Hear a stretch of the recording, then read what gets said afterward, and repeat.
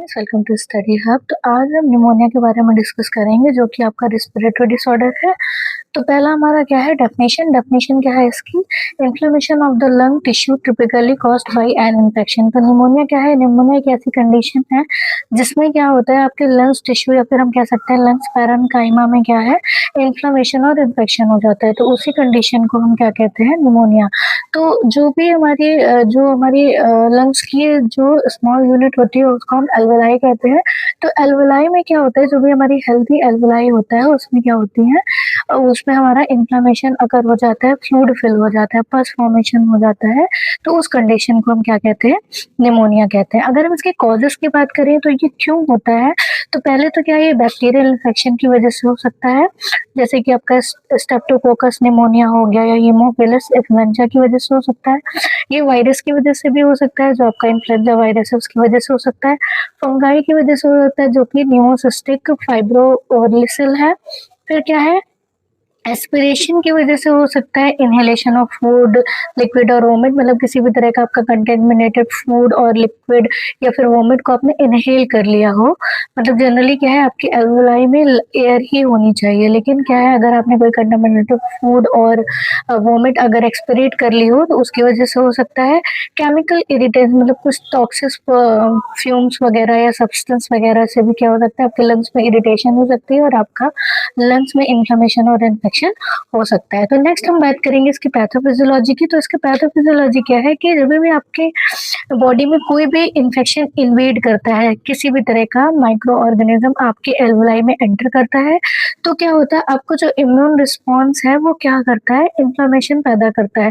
और क्या होता है उसके रिस्पॉन्स में आपका जो लंग्स के एल्वेलाई में है वो फ्लूइड एक्युमुलेशन हो जाता है।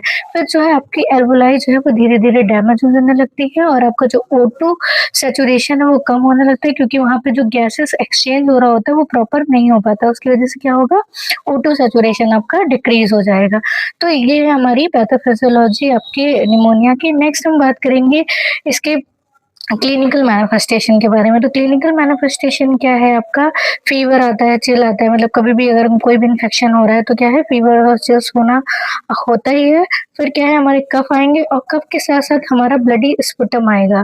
फिर शॉर्टनेस ऑफ ब्रीथ होगी, चेस्ट पेन होगा, एंजाइना पेक्टोरिस जिसे हम कहते हैं, और फटीग होगा। फटीग क्यों होगा, क्योंकि हमारा जो ऑक्सीजन का लेवल है वो क्या हो जाएगा, यहाँ पे लो हो जाएगा। फिर हम बात करेंगे इसके डायग्नोसिस इवोल्यूशन की। तो डायग्नोस्टिक इवोल्यूशन के में क्या कर सकते हैं, हम चेस्ट एक्सरे करवा सकते हैं जिसमें जो भी अगर एक्युमुलेशन होगा फ्लूइड का वो हम देख सकते हैं। कंप्लीट ब्लड काउंट कराएंगे, ब्लड काउंट में क्या होगा हमें पता चलेगा किस तरह का इन्फेक्शन रहा है।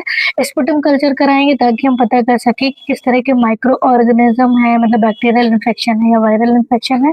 ब्लड कल्चर में भी हमें क्या है सेम माइक्रो ऑर्गेनिज्म का ही पता चलेगा। फिर पल्स ऑक्टोमेट्री हम करेंगे जिससे हमें ये पता चलेगा O2 सैचुरेशन कैसा है, और अगर नीड होगी तो हम ब्रोंकोस्कोपी भी करेंगे। ये क्या करता है, डायरेक्ट विजुअलाइजेशन करता है एल्वेलाई का कि उसमें कोई भी इंफॉर्मेशन है या नहीं है। फिर उनकी बात करें तो एंटीबायोटिक्स करेंगे, एंटीबायोटिक्स देंगे। इसमें हम क्या है कल्चर बेस में देंगे, मतलब स्पुटम टेस्ट और जो ब्लड टेस्ट हमने कराया है उसमें हम चेक करेंगे कि बैक्टीरियल इन्फेक्शन है या वायरस इन्फेक्शन, उसके अकॉर्डिंग हम एंटीबायोटिक्स देंगे। फिर एंटीवायरल ड्रग्स देंगे। अगर एंटीवायरल ड्रग्स हम तब देंगे अगर वायरल इन्फेक्शन की वजह से निमोनिया हुआ हो। तो सपोर्टिव केयर करेंगे, सपोर्टिव केयर में हम रेस्ट देंगे, एडुकेट हाइड्रेशन करेंगे और फीवर मैनेजमेंट करेंगे पेशेंट का।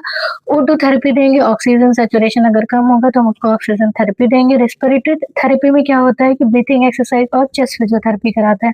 चेस्ट फिजियोथेरेपी में क्या है, हमारा जो भी एल्वेलाई का जो भी इन्फ्लेमेशन है उसको कम करने के लिए और गैसेस एक्सचेंज प्रॉपर होने के लिए हम चेस्ट फिजियोथेरेपी कराते हैं। फिर वैक्सीनेशन हमारी अवेलेबल है निमोनिया के लिए, वैक्सीनेशन प्रोवाइड कराएंगे। हॉस्पिटलाइजेशन अगर सीवियर कंडीशन है पेशेंट की, स्पेशली अगर जो भी एल्डरली पेशेंट होते हैं उनके लिए हम लोग हॉस्पिटलाइजेशन करेंगे और उनको फॉलो अप केयर के लिए बोलेंगे और इमेजिन टेस्ट मतलब चेस्ट एक्सरे वगैरह कराएंगे। फॉलो अप केयर में जो भी मतलब मेडिसिन है और जो भी केयर हम लोग ने हॉस्पिटल में दी है उसको घर पे भी जाके फॉलो अप करना है। तो that's all about the pneumonia. If you have any doubt तो then you will care with me. Thanks.